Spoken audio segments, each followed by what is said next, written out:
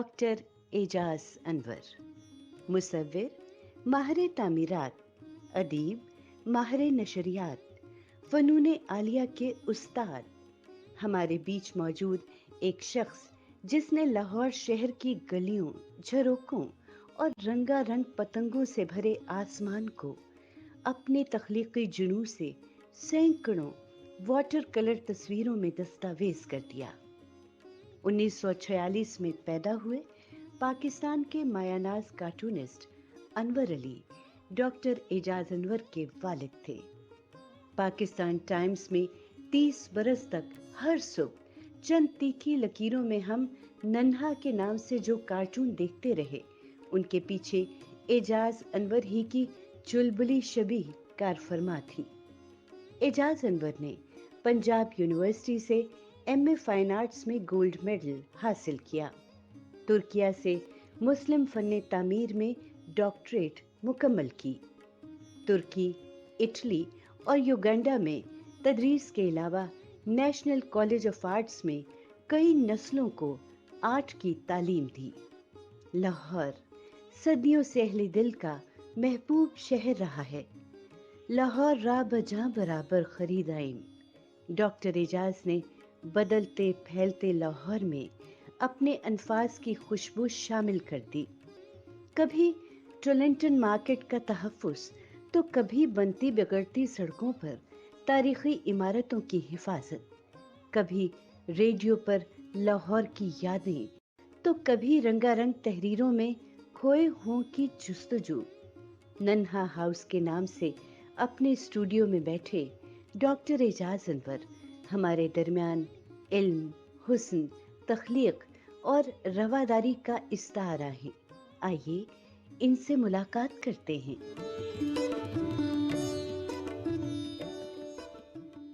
आदाब। पाकिस्तान टेलीविज़न के प्रोग्राम सदरंग में मैं हूं आपका मेज़बान वजाहत मसूद, और आज हम लाहौर के जनूबी हिस्से में नन्नाज हाउस में बैठे हैं। नन्ना का मतलब है अनवर अली। अनवर अली जिन्होंने पाकिस्तान के आगाज़ से कम से कम 3 दहाइयों तक पाकिस्तान की सियासी और तमद्दनी तारीख को पाकिस्तान टाइम्स के सफ़हात पे दस्तावेज़ किया। उनके साहबजादे डॉक्टर एजाज अनवर अब लाहौर के उन एहसास शख्सियात में से हैं जिनसे शहर पहचाने जाते हैं। वो हमारे उस्ताद हैं, वो मुसव्विर हैं, वो माहिर तामीरात हैं। वो लाहौर शहर की तहज़ीब को प्रिज़र्व करने में, महफूज करने में उनका किरदार जो है वो तारीख़ी है, और हमारे लिए बहुत बड़ा एज़ाज़ है कि हम डॉक्टर एजाज अनवर से इस्तिफ़ादा करें और कुछ सवालात करें। डॉक्टर साहब, आम तौर से कहा जाता है कि बड़े बाप का बेटा होना बड़ा कठिन इम्तहान हो जाता है, लोग मुवाजना करते हैं। तो अनवर अली आपके वालिद मोहतरम बहुत दर्जा अव्वल के कार्टूनिस्ट भी थे, कहानीकार भी थे, और उनका एक सियासी किरदार भी था, क्योंकि वो बहुत कमिटेड डेमोक्रेट थे पाकिस्तान में। आपको कैसा लगता है, आप किस तरह से देखते हैं उनके कहानीकार होने को, कार्टूनिस्ट होने को? पहले तो ये मैं शुरू करना चाहूँगा कि लोग मुझे पूछते हैं ये नन्ना नाम क्यों रखा जी। ये पॉकेट कार्टून का। उन्होंने कहा कि बच्चा मासूम होता है, बाद में ज़माना उसको ख़राब करता है, लिहाजा बच्चा सच बोलता है। तो नन्ना जब पैदा हुआ था तो अमीर आदमी का बच्चा जब पैदा होता है उसके मुंह में सिल्वर स्पून होता है। नन्ना जब पैदा हुआ तो उसके मुंह में थर्मामीटर था। तो डॉक्टरों ने कहा कि इसको इलेक्शन फीवर है। तो कहने लगे बस यही है कि इलेक्शन फीवर चलता है, इलेक्शन कभी होने नहीं दिए गए from day 1 till today. Yes. तो वो उनका मिशन यही था कि पुराने सियासतदान रिटायर होते जाएं, नए सियासतदानों की ट्रेनिंग होती जाए तो पॉलिटिकल सिस्टम चल पड़ेगा। राइट। दूसरी तरफ यह है कि वाले साहब भी कुछ वाटर कलर करते थे, शिमले में भी थे और राशनिंग दफ्तर में भी क्लर्क थे। उनको चावल क्लर्क कहते थे, क्योंकि शादी ब्याह के मौके पर परमिट लिख के देते थे, इतने सेठ चावल दे दो, उनको चावल क्लर्क कहते थे। तो पाकिस्तान टाइम्स 4 फरवरी 1947 में पहला शुमारा रहा है। राइट। तो वहाँ पे मियाँ इफ्तिखारुद्दीन ने फैज साहब की रिकमेंडेशन पर इनको कार्टूनिस्ट रख लिया। वो उन्होंने मियाँ इफ्तिखारुद्दीन ने कहा था आपको तनख्वाह वही देंगे जो आप राशनिंग दफ्तर में लेते थे। तो वह वाल साहब कहते मैं 248 रुपए लेता था, मैंने 2 रुपए का झूठ बोला, मैंने 250 कह दिया। उसके बाद सालों खत किताबत चलती रही। वो सब एडिटर कहते थे वो एक कार्टूनिस्ट सब एडिटर की तनख्वाह मांग रहे हैं, यानी पीटी मास्टर और ड्राइंग मास्टर पर अगर स्केल ही। तो जब इधर आते हैं कि एक ड्रीम जॉब मिल जाए किसी को जो इधर उधर धक्के खाता फिर रहा है, समझो कभी क्लर्क इधर लग गया, कभी मिलिट्री अकाउंट्स में चला गया, राशनिंग में चला गया, जब उसको ड्रीम जॉब मिल गया तो फिर उसकी वो जो तुगयानी रुकी हुई थी वो फिर फुलेस्ट एक्सप्रेशन। फुल एक्सप्रेशन तो लुधियाने से भी शुरू हुआ था। कार्टून बनाते थे, उन्होंने अंग्रेज प्रिंसिपल का एक कार्टून बना के नोटिस बोर्ड पे लगा दिया लुधियाने में। तो उनकी पेशी हो गई, तो उनके क्लास फेलो जाहिर है बड़े खुश हुए होंगे बाहर बैठे हुए कि आज अनवर है नहीं जी, गोशमाली होगी। खुशमाली होगी। तो अंग्रेज प्रिंसिपल ने न सिर्फ अप्रिशिएट किया, चाय भी पिलाई और 10 रुपए भी दिए और कहा बॉय कीप इट अप। जब पार्टीशन हुआ उन्होंने गुआचिया गला में ये सब कुछ लिखा हुआ है। मेरे दादा के 10 बेटे थे। राइट। वो डाकखाने में क्लर्क थे। तो जब पार्टीशन हुआ मुसलमानों के साथ कई तरह से ज्यादतियाँ हुई। अब उस डिटेल में इस प्रोग्राम में नहीं जा सकते। बहरहाल जंग ख़त्म हुए 1.5-2 साल हो चुके थे, बगैर हमारी फौजें बर्मा से बुलाई नहीं गई थी। अगर हमारे वो फौजी यहाँ होते इतना खून खराबा ना होता। दूसरे ये भी हुआ कि एक चॉइस दी गई थी सरकारी मुलाजमों कि आप पाकिस्तान जाना चाहेंगे या हिंदुस्तान में रहना चाहेंगे। जी जी। तो जाहिर है सारों ने कहा हम पाकिस्तान जाएंगे। तो हेड ऑफ द फैमिली या अर्निंग मेंबर जो है उसकी ट्रांसफ़र हो गई मियाँ वाली, ठीक। दादा उधर 9 छोटे भाई रहमो करम पे फदात। तो वाले साहब हम सबको लेकर आए, ट्रेन की छत पर बैठ गए। जबकि ट्रेन के अंदर मैं 1.5 साल का माँ की गोद पे था। तो जब ट्रेन रुकती वाल साहब छत से उतरते थे, मुझे गोद में लेकर ताज़ा हवा दिलाते थे। तो एक माई अपने तोते का पिंजरा भी लिए बैठी थी, कहने लगा पुत्र ऐन भी ताज़ा वालू आ दे। एक चैप्टर और है कि उन पेट्स का क्या पता पार्टीशन है, वो अलग कहानी। फास्ट फॉरवर्ड मैं 1952 में जी। स्कूल दाखिल हुआ। मेरे वालिद साहब बिलीव करते थे कि 5 साल से पहले स्कूल दाखिल ना करो, वरना बच्चे का बचपन नामुकम्मल रहता।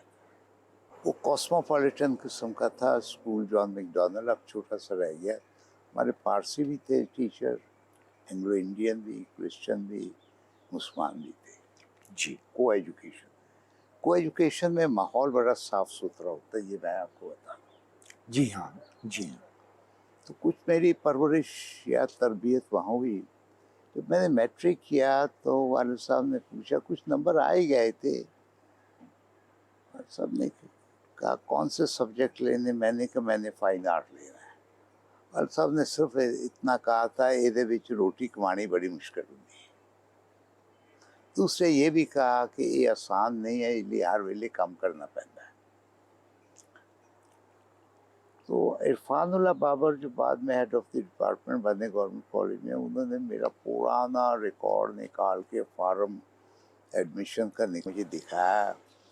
उसमें एक कॉलम ये भी था कि आप बनना क्या चाहते हैं, तो मैंने लिखा था पेंटर। ये इम्तहान होता है, क्लेम तो बंदा कर देता है, इसकी इज्जत रखनी बड़ी मुश्किल होती है। बहरहाल ये सफ़र ठीक रहा। मैं तफसील में जाए बगैर यही कहूँगा, फाइन आर्ट्स में एमए करने पर मुझे गोल्ड मेडल मिला, फर्स्ट जी हाँ। तो first division, first position, gold medal, 67 if I am not wrong. 67, मगर उनको मिली जो सेकंड और थर्ड आए। ठीक है, आर्ट की नौकरी थोड़ी। बहरहाल 1 रुपया महीना, एक रुपया रोजाना पॉकेट मनी कहाँ तक साथ देता यारों दोस्तों का। जी हाँ। बहरहाल 3 साल बाद जब मुझे नौकरी मिली तो मुझे बड़ी मुतमईन होगा। किसने कहा था कि बड़ी बात है कि तुम ये फील्ड छोड़ के कहीं पेट्रोल पंप में सेल्समैन नहीं लगे। डॉक्टर साहब, 46 की आपकी पैदाइश है, और जो मैंने आपकी वो खूबसूरत नई रिसां शायर लाहौरियाँ पढ़ रहा था, तो उससे मुझे एक एहसास हुआ कि आप और लाहौर यकजान दो कालब है। आपने वाटर कलर में लाहौर को दस्तावेज किया, आपने ब्रॉडकास्टिंग में लाहौर को जिंदा रखा, आपने लाहौर की प्रिजर्वेशन के लिए किया।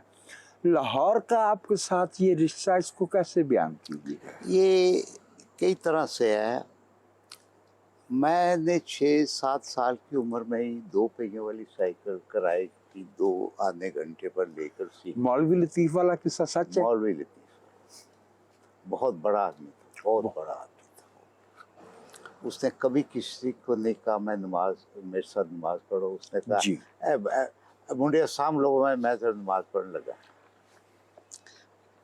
वो एक तो गलियाँ कूचे मैंने बाइसिकल पर सारे देख लिए थे, बल्कि बाद लोग शक की निगाह से देखते थे, शायद इधर ही कितने लुहारी च रहिंदा है। दूसरी उसके बाद फिर मेरा ट्रैवल हुआ। 6-7 साल मैं मुल्क से बाहर रहा। जी। इस्तांबुल में 6 साल रहा, उनकी ज़ुबान सीखी, उनकी पुरानी स्क्रिप्ट भी मैं जानता हूँ। जी।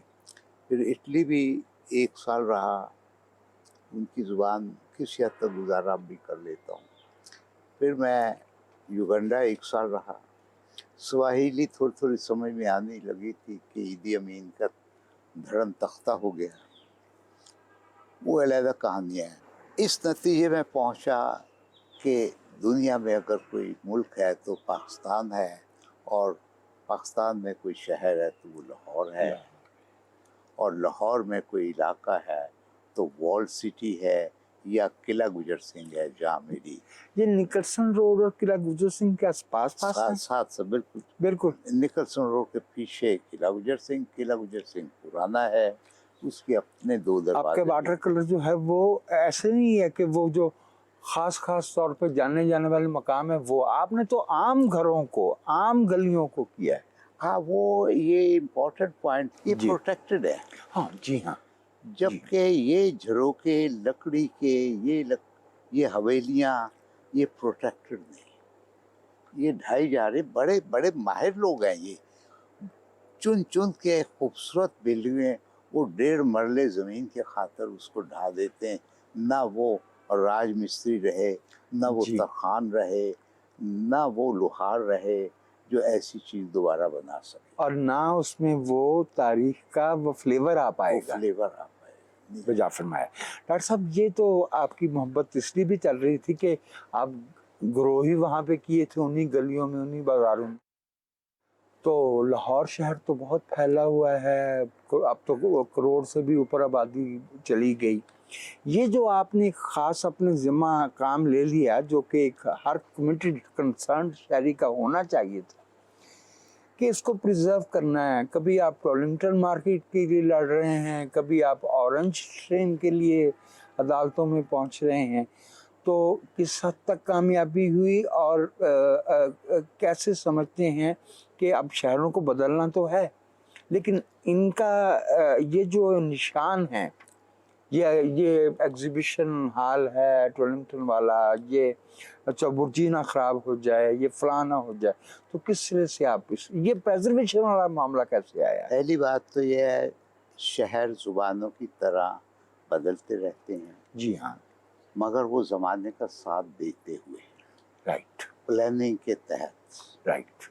लेकिन उसमें चीज़ें जो है वो प्रिजर्व होनी चाहिए कि बंदा लाहौर आके पूछता ना फिरे मैं किस शहर आ गया।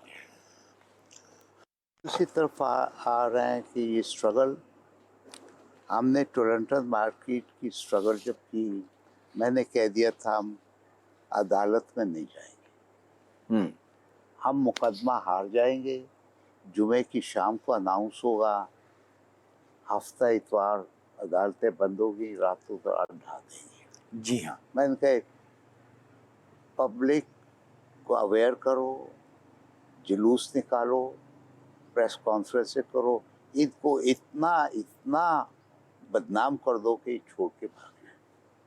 टोरंटन मार्केट 17 कनाल 10 मरले माल पर, जो भी आया उन्होंने कहा नहीं ये ढानी नहीं चाहिए, मुझे दे दो, ये एक बकरी है कि मैं इसको हलाल करूंगा।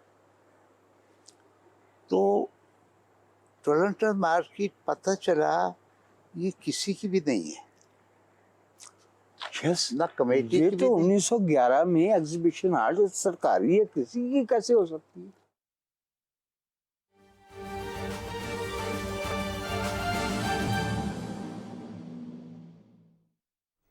नाज़रीन, आपको बताते चलें कि 28 और 29 सितंबर को योब के इलाके पारा चिनार और संबाजा में दहशतगर्दों के साथ होने वाले मुकाबले में शहीद होने वाले नौजवानों की नमाज जनाजा अदा कर दी गई। और इस हवाले से हमारे नुमाइंदे हमारे साथ मौजूद हैं, उनसे बात करेंगे। इमरान मनसब जी, इमरान मनसब, ताज़ा तरीन सूरत-ए-हाल से आगाह करिएगा। जी बिल्कुल, 28 और 29 सितंबर को योग के इलाके संबाड़ा और पारा चिनार में दहशतगर्दों के साथ होने वाले दो मुख्तलिफ फायरिंग के वाक़यात में जो जवान शहीद हुए थे, उनकी नमाज जनाजा उनके आबाई इलाकों में मुकम्मल फौजी एजाज के साथ अदा करके उन्हें सुपुर्द खाक कर दिया गया है।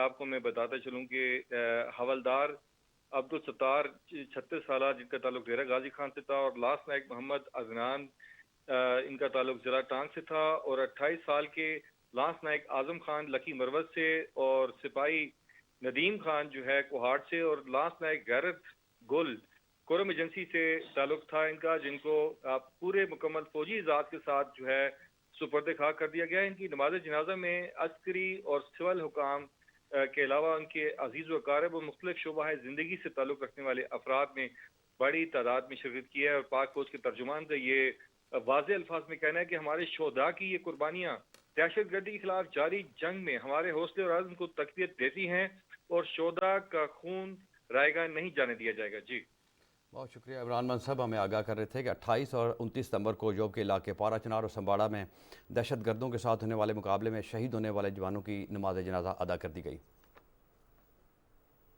मज़ीद खबरों और अपडेट्स के लिए देखते रहिए पाकिस्तान टेलीविजन न्यूज़।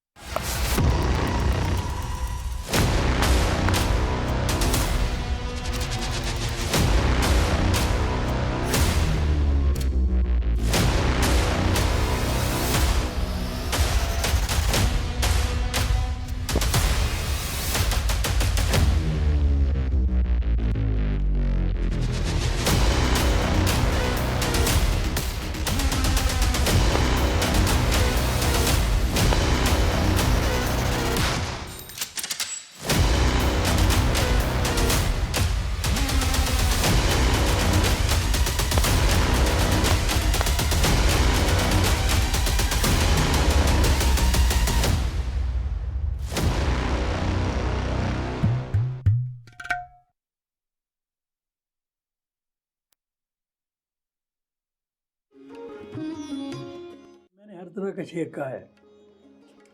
मुखर्रबुल अखलाक शेर भी कहा है, फौज शेर भी कहा है।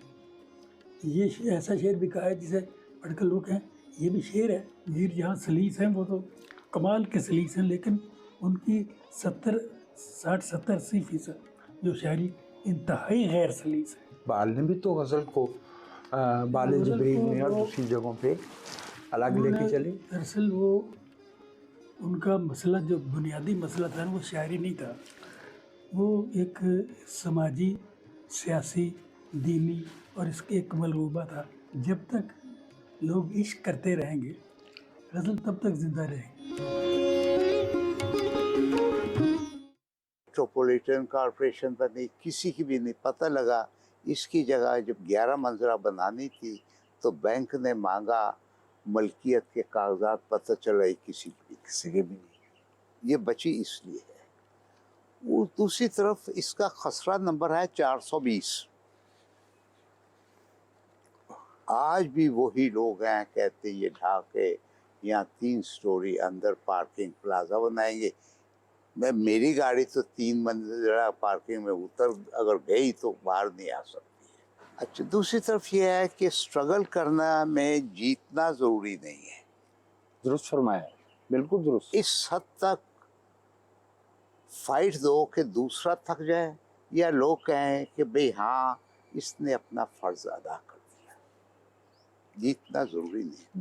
कामयाबी की ज़मानत को नहीं होती। Orange train wall of Berlin है जिसने हमारे शहर को तकसीम कर दिया। मुस्तनसर हुसैन तारर से लंबी सिटिंग हुई थी। उन्होंने बड़े जज्बाती अंदाज में कहा ये मेट्रो ट्रेन जो है ये एक दिन ढा दी जाएगी। इसको चलाने का खर्चा इतना जो है वो अवाम दिए जा रहे हैं। चीन ने कर्जा दिया है, तोहफा नहीं दिया है। जी हाँ, कर्जा है और ह्यूज है। डॉक्टर साहब, हमने आपको एक उस्ताद, एक फनकार, एक आलम की हैसियत से मुझे एक बेनियाजी होती है उस कैफियत में देखा, तो इसके होते हुए ये पुरानी गाड़ियों का शौक कैसे बीच में आया? पहली बात यह है, जो साथ दे फिर वो भी कहता साथ निभाना साथियों। वाह। ये गाड़ी मैंने हरी गाड़ी जो है सन 81 में खरीदी थी जी। यही मैं अफोर्ड कर सकता था और ये मेरे साथ खुश है। तो मैं तो नहीं कहता लोगों को, लेकिन ये कलेक्टर्स वाला पैशन नहीं है। लेकिन मैं अपनी बेगम को ब्याह कर इसी में लाया था। वाह। गाड़ी भी वही, बेगम भी वही है। इसके अलावा एक और गाड़ी है मेरे पास, मॉरस जी। वो कहने को तो 58 मॉडल है, राइट। उसका इंजन और भी पुराना है। वो आपने मज़े की बात बीच में फरमा दी कि भाई ये वो गाड़ी है जिसमें मैं अपनी अहलिया को इस घर में लेके आया था। तो डॉक्टर साहब, जब आप टर्की गए फिर इटली गए, तो अगर मैं गलती नहीं करता तो वो 70 की दिहाई थी। तो एक मैं 72 में गया जी। सिर्फ 2 साल की सर्विस थी, ये छुट्टी नहीं मिली थी। तो वलीउल्लाह खान मेरे उस्ताद थे, मैंने कहा छुट्टी नहीं मिल रही, कहने लगे यू आर यंग मैन, तुम सख्तियाँ बर्दाश्त कर सकते हो। मैंने कहा नौकरी का क्या बन, कहने लगे if you are properly qualified job will run after you instead of you running after it. और उसके बाद मैं एक दिन भी बेरोजगार। एक मेरा ऐसे सवाल था कि टर्की और इटली दोनों को फितरत में हुस्न का हर जो जाविया है वो बहुत फरावानी से दे रखा है, और आप भी नौजवान थे, तो कोई दिलचस्प मामलात पेश आए? दिलचस्प मामला तो बेशुमार हैं। मुसलमान मुल्कों में तुर्की सबसे अच्छा है। बुझा। उनकी तालीम जो है अपनी ज़ुबान में होती है, पहली से लेकर PhD तक। राइट। मेडिसिन, मैकेनिक्स, हर किस्म की साइंसेस अपनी जुबान में, और नॉमिनल सी फीस, सही। और छोटी क्लासों में तो कंपलसरी है, और बल्कि छोटा सा हल्का सा खाना भी उनको मिलता है। उनकी उस ज़माने में भी 80% से ज़्यादा तालीम थी, लिटरेसी रेट था उनका। लिटरेसी रेट था। मैंने कहा ये बाकी क्यों निकाल गए, नहीं वो बाबे हैं। अच्छा, ये वो they are beyond that, doesn't matter any longer. ये आज भी हम 80%, हम तो 58-59 पे हैं, और उसमें वो खानदगी शामिल है उसमें। वो भी शामिल है। दूसरे ये, मैं कहीं तस्वीर बना रहा था गांव में कहीं, जी। तो एक बंदा अपने भतीजे या पुत्र को कहने लगा तू ही पढ़ जा, तो कहने लगा ते डंगर तू चारेगा। Make sense. यस। हम चाइल्ड लेबर कहते हैं, उसके पीछे वजह तो देखें। जी। हम इतने सारे बच्चे समझते हैं क्यों पैदा किए, उसकी वजह तो देखिए। Another earning hand. हर होने बच्चे दो ही अच्छे। हाँ, लेकिन अब ज़ाहिर है कि नए जो टेक्नोलॉजी है, नई मईशत है, उसमें तो ये नहीं चलेगा। डॉक्टर साहब, बीसी सान्याल जब यहाँ से गए तो गालबन वो मिड-40s में थे ऑलरेडी, और वो आपके वालिद के साथ उनका खास ताल्लुक था। कुछ फरमाइए उनके मेरे बारे में। वालिद साहब के वो उस्ताद थे। जी। जब सन 47 हुआ तो कश्मीर गए हुए थे सान्याल साहब। जी। वो आ गए लाहौर सितंबर में या अक्टूबर में। तो वालिद साहब ने कहा कि आप क्यों आ गए हैं, यहाँ तो फसादात है, कोई पहचान ना ले आपको। उनका स्टूडियो था रीगल जी सिनेमा जी में। जी जी। तो उन्होंने उनको उनका सारा सामान जितना हो सका उनको दिया, साथ 2 पियन भी दिए, क्योंकि पाकिस्तान टाइम्स पैनोरामा सेंटर में था। बजा फरमाया। तो कह रहे थे डोंट गो आउट। अच्छा डॉक्टर साहब, national college of arts 1911 new school के नाम से शुरू हुआ। इसकी तारीख जरा श्राउडेड इन मिस्ट्री कह सकते हैं। जी। 1864 में जब टोरंटो मार्केट में एग्जीबिशन हुई, वो एग्जीबिशन जरा फर्क थी, वहाँ पे कारीगर काम कर रहे थे, जी जी। आर्ट्स एंड क्राफ्ट प्रोड्यूस हो रहे थे, लोग देख रहे थे। तो उसी में से कुछ लोगों को रख लिया गया था एक स्कूल, आर्ट स्कूल बनाने के लिए। सही। तो इस तरह कहा जा सकता है कि म्यू स्कूल ऑफ आर्ट का पहले नाम म्यू स्कूल भी नहीं था। वो तो 1872 में जब लॉर्ड म्यो, खान का नाम मुझे भी याद आ जाएगा, अफरीदी था जिसके हाथों मारा गया लॉर्ड म्यो। इस स्कूल का नाम mu school of art. Mu school of art. तो 1894 में 3 बिल्डिंगें बनी, museum, mu school of art और म्यूनिसिपल कॉरपोरेशन। ये तीनों जुबली बिल्डिंग्स कहलाती हैं। ये मलका विक्टोरिया की गोल्डन जुबली के मौके पर, बिजली के आने से पहले। इसके बनावट ही कुछ ऐसी कि हवादार थी, बगैर पंखों के। ठीक। पहली तो बात यह है, सन 47 में इसके स्टूडेंट्स 5-10 रह गए। ठीक। यही हाल सड़क के पार पंजाब यूनिवर्सिटी में फाइन आर्ट डिपार्टमेंट में 5-7 स्टूडेंट रह गए। इसकी 2 वजूहात है। एक तो मुसलमानों में को मुसव्वरी का ख़ास रुझान नहीं। जी जी दूसरी ये है कि मुसलमानों के तो पास तो पैसे ही नहीं थे कि प्राइमरी स्कूल में ही बच्चे को दाखिल करवा सके। पाकिस्तान बनने की बड़ी वजह इक़्तिसादियात भी थी। जाहिर। किसी ने कहा था, ये मेरी नुमाइश का इफ्तिताह करते हुए, ये तो हिंदुओं का मकान है, ये तो मुझे प्रमोट करो, तुम्हें चीफ गेस्ट बुलाया है, तो हिंदुओं का मकान। मैंने कहा, ये आप ठीक कहते हैं, ये हिंदुओं की मलकियत थे, गारा और ईंटें मुसलमान मजदूरों ने उठाए थे, और पाकिस्तान बनने की वजह भी यही।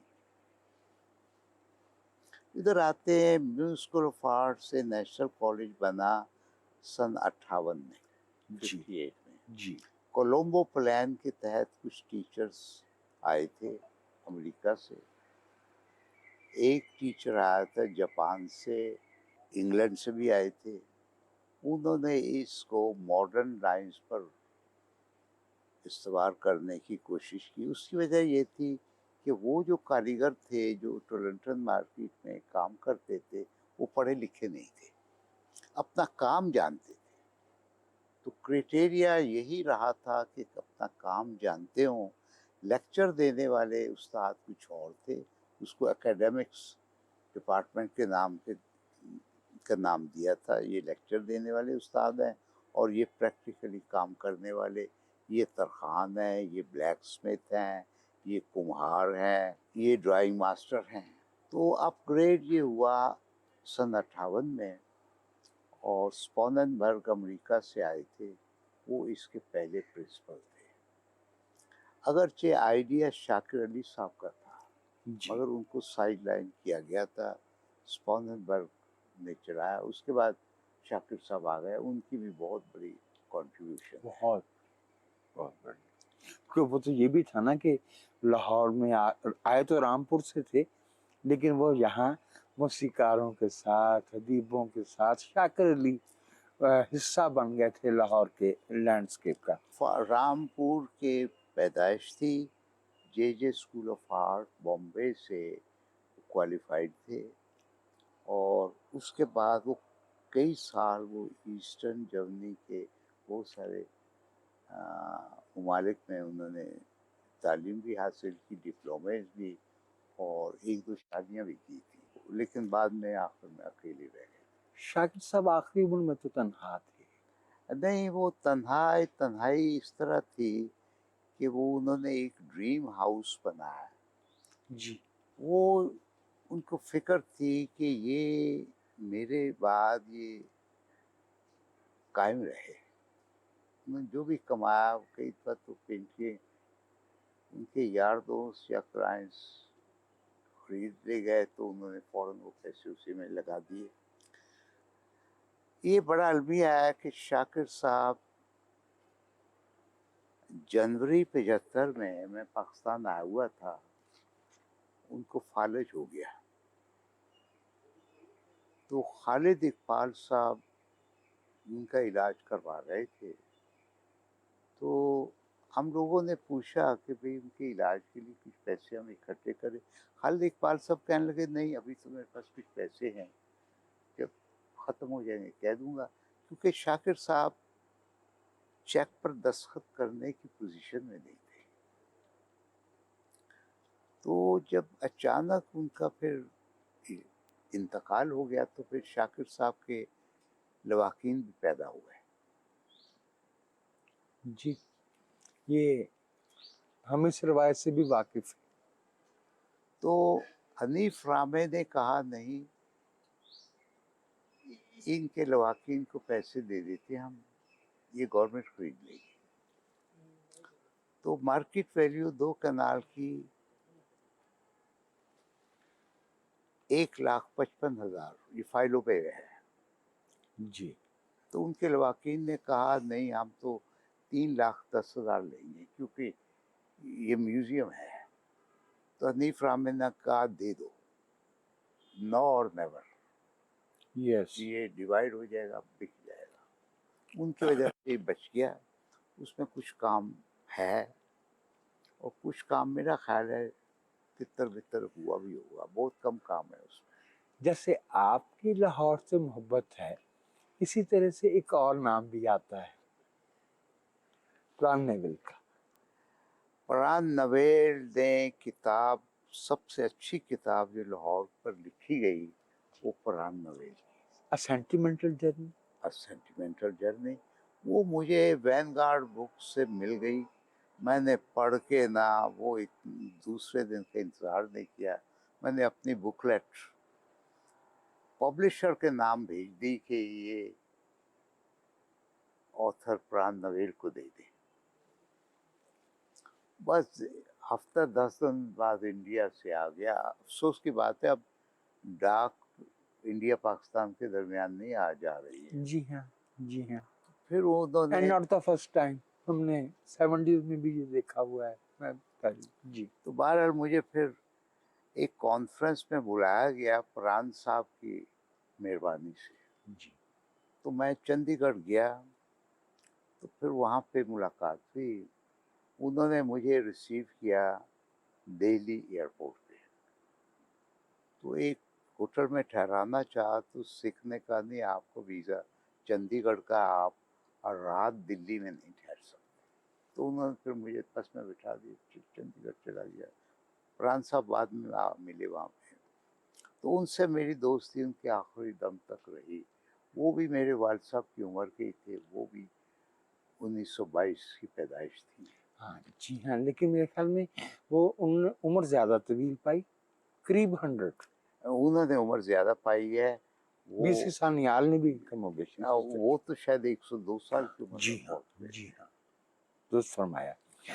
एक बातों बातों में एक अच्छे उस्ताद की तरह बीच में निश्तर लगा गए कि भाई मुसव्वरी हमारे यहाँ कुछ ऐसा उसको वो तकरीम नहीं दी जाती, उसकी एक तारीख है।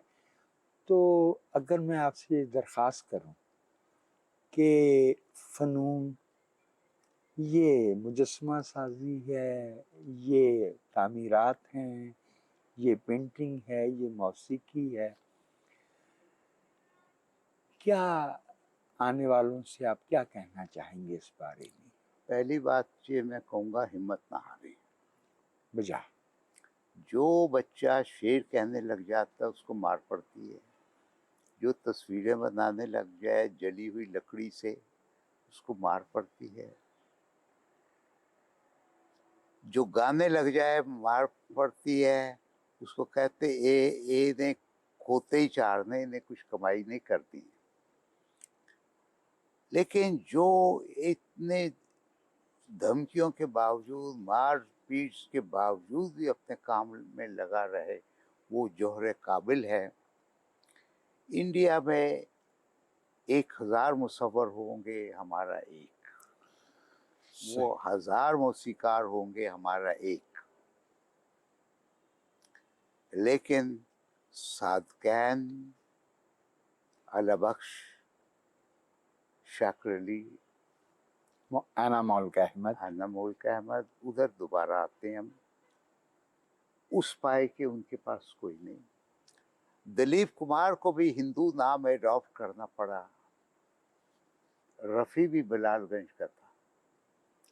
जी हाँ, जी तो फरमाया आपने। टॉप के हम नहीं दिए। ये मैं कोई रिलीजियस बयास की बात नहीं करता हूँ, इसकी बात करता हूँ मुआशरे का बयास है कि उन्होंने इनकरेज नहीं किया। जौहर काबिल भूख से नहीं डरता है। सुभान अल्लाह, बजा फरमाया। गालिब के पाए का शायर नहीं है कोई। ये तो है, ये तो है। या साहब, आप से थोड़े बड़े होंगे उम्र में, लेकिन क्या मौका मिला कि सतीश गुजराल से कुछ राब्ता रहा हो? तो सतीश गुजराल से मैं यहाँ भी मिला था जब वो आए थे, और फिर मैं दिल्ली में भी मिला था। बल्कि उस वक्त ज़रा वो थोड़े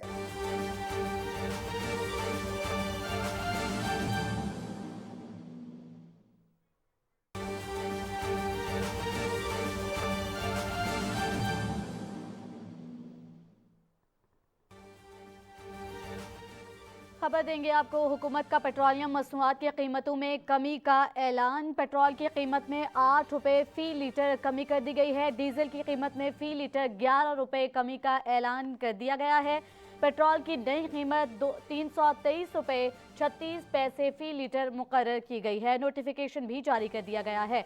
आपको बताएं कि हाई स्पीड डीजल की कीमत में 11 रुपये की कमी की गई है और हाई स्पीड डीजल की कीमत नई कीमत 318 रुपये 18 पैसे फ़ी लीटर मुकर्रर कर दी गई है। पेट्रोलियम मसनूआत की कीमतों में कमी का ऐलान कर दिया गया है। पेट्रोल की कीमत में फ़ी लीटर 8 रुपये कमी का ऐलान कर दिया गया है। हुकूमत का पेट्रोलियम मसनूआत की कीमतों में कमी का ऐलान। डीजल की कीमत में फ़ी लीटर 11 रुपये कमी का ऐलान कर दिया गया है। पेट्रोलियम मसनूआत की नई कीमतों का इतलाक़ रात 12 बजे से होगा। हुकूमत पाकिस्तान की जानिब से पेट्रोलियम मसनूआत की कीमतों में एक बहुत बड़ा रिलीफ दिया गया है, जिसमें पेट्रोल की कीमत में 8 रुपये कमी की गई। 8 रुपये जो है वो सस्ता कर दिया गया है और पेट्रोल की कीमत में 8 रुपये फ़ी लीटर कमी। पेट्रोल की कीमत में 8 रुपये फ़ी लीटर कमी के बाद नई कीमत 323 रुपये 38 पैसे फ़ी लीटर मुकर्रर कर दी गई है। पेट्रोल की कीमत में फ़ी लीटर 8 रुपये कमी का ऐलान, और ये हुकूमत का खुशाइंद इक़दाम है जो कि कीमतों में कमी का ऐलान कर दिया गया है। पेट्रोलियम मसनूआत की कीमतों में और पेट्रोल की कीमत में 8 रुपये फ़ी लीटर कमी का ऐलान कर दिया गया है, जिसके बाद पेट्रोल की नई कीमत 323 रुपये 38 पैसे फ़ी लीटर मुकर्रर कर दी गई है। डीजल की कीमत में फ़ी लीटर 11 रुपये कमी का ऐलान कर दिया गया है, जिसके बाद हाई स्पीड डीजल की नई कीमत 318 रुपये 18 पैसे फ़ी लीटर मुकर्रर हो गई है। हुकूमत पाकिस्तान का खुशाइंद इक़दाम है और हुकूमत का पेट्रोलियम मसनूआत की कीमतों में कमी का ऐलान कर दिया गया है। पेट्रोल की कीमत में 8 रुपये फ़ी लीटर कमी का ऐलान कर दिया गया है। हाई स्पीड डीजल की कीमत में 11 रुपये कमी का ऐलान कर दिया गया है। और ये थी PTV ताज़ा तरीन।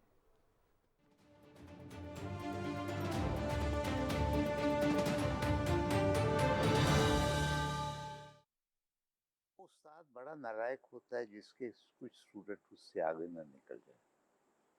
सही फरमाया। वरना सही फरमाया। इंसान गारों से बाहर आता ही ना। उन्हें आगे जाना है आने वाली नस्लों को। वो जो हमारे ज़माने में था वो अब नहीं ना, गलत है। हर ज़माने में ही चंद एक बड़े लाइक स्टूडेंट, ज़्यादा मीडियोकर, चंद एक बुद्धू। जो बुद्धू है वो हमारा कसूर है, उनका नहीं है। तो वो उस्ताद नालायक है जो उंगली पकड़ के चौक पार कर रहा हो। उसको बच्चे को कहे भाई मैं यहाँ तक तुम्हें ला सका था, अब तुम वो पार खुद ही करो, वो नाचता टापता चौक पार कर लेगा।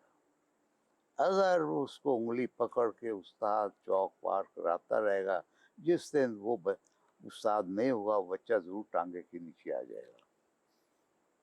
बुझा फरमाया।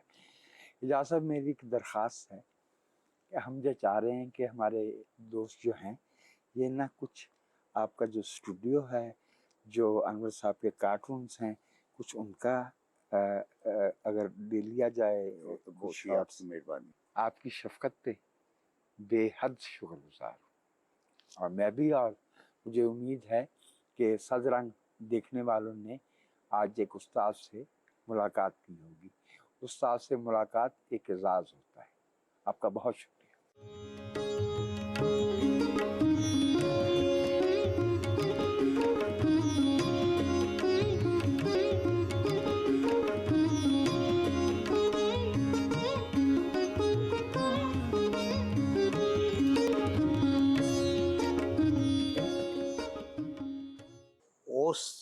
उस निक्के जै नंगे पैरी मुंडे दे नाम ਜਿਹੜਾ ਬੜੀ ਦੇਰ ਤੀਕਰ ਪੁੱਟਿਆਂ ਤੇ ਕੋਲਿਆਂ ਵਿੱਚੋਂ ਨਿਕਲਦੀਆਂ ਆਤਿਸ਼ਬਾਜ਼ੀਆਂ ਨੂੰ ਵੇਖਦਾ ਰਿਹਾ, ਪਰ ਜਦੋਂ ਭਾਈ ਦੋ ਆਨੇ ਪੁੱਟੇ ਦਾ ਰੌਲਾ ਪਾਇਆ ਤੇ ਰੁੱਸ ਕੇ ਚਲਾ ਗਿਆ। ਉਹਨੂੰ ਉਮੀਦ ਸੀ ਮੈਨੂੰ ਦੇਗਾ ਤੇ ਇਹ ਪੈਸੇ ਮੰਗ ਰਿਹਾ। ਇਸ ਦਾ ਜਿਹੜਾ ਤਸਲਸਲ ਹੈ ਆਖਰੀ ਜੁਮਲੇ 'ਚ ਰਾਈਟ। ਇੱਕ क्रिटिक ਸੀਗੇ शफकत तनवीर मिर्जा जी बिल्कुल जी। बड़े उन्हें दोस्त थे जी जी। उन्होंने तंज की कि क्रिटिक ਜਿਹੜੇ ਕਿਤੇ ਪੈਸੇ ਲੈ ਕੇ ਤੇ ਨਹੀਂ ਲਿਖਦੇ, ਤੇ ਇੱਕ ਕਿਤਾਬ ਦਿੱਤੀ ਤੇ ਨਾਲ ਕਿਹਾ, ਮਿਰਜ਼ਾ ਤੂੰ ਅੱਜ ਮੇਰੀ ਲਾਜ ਰੱਖਣੀ ਹੈ, ਦੇਖੀ ਕਿਤੇ ਤੂੰ ਵੀ ਉਹੀ ਨਾ ਕਰੀ ਜੋ ਪੁੱਠਿਆਂ ਵਾਲੇ ਭਾਈ ਨੇ ਮੇਰੇ ਨਾਲ ਕੀਤੀ ਸੀ, ਕਿ ਤੂੰ ਵੀ ਮੇਰੇ ਤੇ ਲਿਖਣ ਦੇ ਇਵਜ਼ ਪੈਸੇ ਮੰਗਣ ਲੱਗ ਗਿਆ। ਉਹਨੇ ਵੀ ਇਹੀ ਕੀਤਾ ਸੀ, ਪੁੱਟਿਆਂ ਦੇ ਪੈਸੇ ਮੰਗਣੇ दो वो मासूमियत बहुत मजे की है कि रुस के चला गया। ਇਹ ਤਾਂ ਤੇ ਗੱਲ ਹੋ ਗਈ ਸੀ ਕਿ ਉਹਨਾਂ ਦੇ ਉਹ 10 ਭਾਈ ਸੀਗੇ, जी ਡਾਕਖਾਨੇ 'ਚ ਕਲਰਕ ਸੀ ਦਾਦਾ ਜੀ, ਮਗਰ ਉਹਨਾਂ ਨੇ ਸਾਰਿਆਂ ਨੂੰ ਕਾਲਜ ਪੜ੍ਹਾਇਆ। राइट, ਉਹ ਹੀ ਇਕਨੋਮਿਕਸ ਆ ਜਾਂਦੀ, ਜਦੋਂ ਇੱਕ ਦੋ ਪੜ੍ਹ ਜਾਣਗੇ ਤੇ ਥੱਲੇ ਵਾਲਿਆਂ ਦੀ वो खुद ब खुद वो हो जाता है। ਉਹ ਜਦੋਂ ਦਾਦਾ ਜੀ ਪਹਿਲੇ ਬੰਦੇ ਸੀ 9ਵੀਂ ਜਾਂ 10ਵੀਂ ਪਾਸ ਕੀਤੀ ਸੀ, ਤੇ ਉਹਨਾਂ ਨੂੰ ਤਰੱਕੀ ਨਹੀਂ ਦਿੱਤੀ ਕਿ ਤਾਲੀਮ ਕਾਫੀ ਨਹੀਂ, ਤੇ ਵਾਲਿਦ ਸਾਹਿਬ ਨੂੰ BA ਸੀਗੇ, ਉਹਨਾਂ ਨੇ ਤਰੱਕੀ ਨਹੀਂ ਦਿੱਤੀ। ਉਹਨਾਂ ਦੇ ਸੁਪਰਡੈਂਟ ਨੇ ਕਿਹਾ ਤੇਰੀ ਅੰਗਰੇਜ਼ੀ ਬੜੀ ਚੰਗੀ ਹੈ, ਅਸੀਂ ਤੈਨੂੰ ਤਰੱਕੀ ਨਹੀਂ ਦੇ ਸਕਦੇ, ਤੇ ਤਬਦੀਲੀ ਹੋ ਜਾਏਗੀ, ट्रांसफर हो जाएगी, साडा फाइल वर्क कौन करेगा। दोनों जगह मैं कहना उन्हों का दोनों का कसूर यही सी कि मुसलमान सी। एसेंशली यानी अंडरलाइंग वजह ये अंडरलाइंग ऐसा ऐसा तीखा जुमला है इन कहानियों में, प्रीफेस में ही कि साड़ियाँ तो नस्लां रुल गई हैं।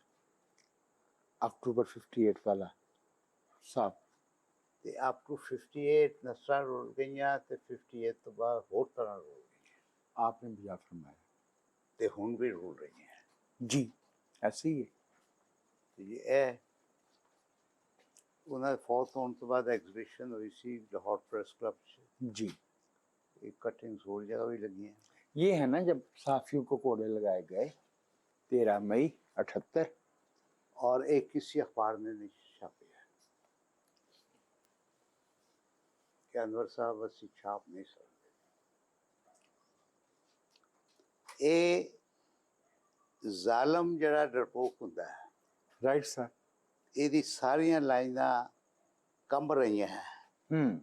ਇਹ ਪੈਨ ਦੇ ਨਾਲ ਬੰਨਿਆ ਹੈਗਾ, ਖਾਵਰ ਨਹੀਂ ਮਾਸ਼ਪੀ ਹੈ। राइट, ਇਹਨੂੰ ਵੀ ਕੋੜੇ ਲੱਗੇ ਸੀ जी वो यस बिल्कुल ਇਹਦੀ ਸਾਰੀ ਲਾਈਨਸ ਫਰਮ ਨੇ, राइट। ਕੰਮ ਬਹਿ ਰਿਹਾ ਹੈ। सजा सुनाने वाला उससे ज्यादा डर रहा है जिसको सजा सुनाई गई है, तो ये तो तारीख का लेसन है। मैं ज़मीर बेचने से पहले, ज़मीर बेचने के बाद। अच्छा, ये सेंटर तो अब ज्यादा वो फ्लरिश कर रहा होगा। Oh Paswan give me half an ounce of opium, ये 500 का नोट दे रहे हैं, हाफ एन आउंस ओपियम के तो बड़ी होएगी, रेजगारी भी होगी। It is opium of religion. Yes, जिस तरह आजकल उन्होंने देता ना जी, कामरान लाशारी नू मकबरा जहांगीर भी देता है, लाहौर फोर्ट भी देता है, शालीमार बाग भी देता है। It fits into that. Is designing a poster, visit Pakistan and see falling historical monuments. ये डॉक्टर एजाज अनवर साहब के कारहाय नुमाया हैं। उनमें से एक ये भी है जिसका ये जिक्र नहीं करते, ये लाहौर में 2 चीज़ें, व्हील चेयर और वाइट जो केन होती है, ब्लाइंड शहरियों के काम आती है, ये उसकी तकसीम का और फरहमी का इंतज़ाम भी करते हैं। ये ओल्ड लाहौर है प्रॉपर। भगत सिंह भी यहाँ था जी। ब्रैड लाहौर मूवमेंट लंदन में चल रही to save Bradlaugh. Right, कई तो इलेक्ट हुआ था MPA जी, मगर इसने इसको अंदर दाखिल नहीं होने दिया, क्योंकि इसने बाइबल पर ओथ लेने से इनकार कर दिया कि मैं सबका ही। सही। डॉक्टर साहब, ये कौन सा वाला बाजार होगा? ये आप चिट्टे दरवाजे से दाखिल होते हैं वजीर खान की मस्जिद को। डॉक्टर साहब, इसका क्या पस मंजर हुआ? कि था तो ये लैंडस्केप, तो ये जो दो ये मैंने खातन के जो चेहरे, ये मैं चुगताई साहब की पेंटिंग्स में से अच्छा। ये चेहरे लिए हैं। जी, और ये भी स्टोरी टेलर नाम है पेंटिंग का, इसके पीछे राइट, ताजमहल है। ये क्लेम करते थे कि हमारे आबा अजदाद ने ताजमहल बनाया। ये वो खूबसूरत मकान है जो ऑरेंज ट्रेन की जद में आके ढा दिए गए। झरोके मैंने इकट्ठे कर दिए हर तरफ से, तो किला विजय सिंह से है, मत्ती हवेली का सारे, क्योंकि अब झरोके ख़त्म हो रहे हैं। ये वॉक फ्रॉम नीला गुम्बद टू लोहानी, ये दुरानी सर्जिकल्स हैं जी, उनका। साथ वाला दुकानदार आया, कहने लगा जी मेरी गाड़ी चोरी हो गई है। तो नूरानी का ने कहा नहीं, मेरी गाड़ी तो खड़ी है। तो पता चला नूरानी की गाड़ी चोरी हुई थी, उन्होंने कवर नूरानी का उठा के दूसरे पे डाल दिया और गाड़ी ले गए थे। Lady cab, first lady cabinet secretary, ये उनकी टेबल है। उनकी जब हो गई इस्लामाबाद ट्रांसफ़र, तो पता चला उनके दफ्तर में लेडीज़ टॉयलेट ही नहीं है। उनकी तहरीक पर तमाम सरकारी दफ्तरों में लेडीज़ टॉयलेट भी बनाए गए। जी। अनवर अली साहब इनकी ये 83 के फौत हुए थे। 2004 83 थर्ड ईयर में। ये तो हो गया टाइपराइटर, ये हो गई फैक्स इस पर मशीन, ये हो गया वो जो जिसपे वो टेप चला करती थी। ऑर्डर ये वर्ल्ड ऑफ अमेरिका से लाए थे। जी, ये वो है जिस पर मैंने डॉक्टरल थीसिस टाइप किया, ये खरीदी। और इनका ये ASTF QWERT नहीं है। इसकी अरेंजमेंट तुर्की ज़ुबान के मतलब है। मैं 10 उंगलियों से उस ज़माने में करता था टाइप, अब भी करता हूँ जी। I had to unlearn English keys. इस पर मैंने अपना थीसिस इस पर टाइप किया। ओवर सर ये तारीफ करवा दीजिए। ये शेख अहमद थे, ये सबके दादा उस्ताद आला मोल्का अहमद के हस्बैंड। राइट, शेख अहमद जब आपने कहा तो। और इन्होंने आज़ाद कश्मीर का फ्लैग डिज़ाइन किया था। सही। ये हमारे पास नई गाड़ी कभी नहीं थी, पुरानी थी। एक तो उधर देखी मॉरिस ऑक्सफोर्ड में हमारी ओपल 51 थी। आपकी बहुत अनायत।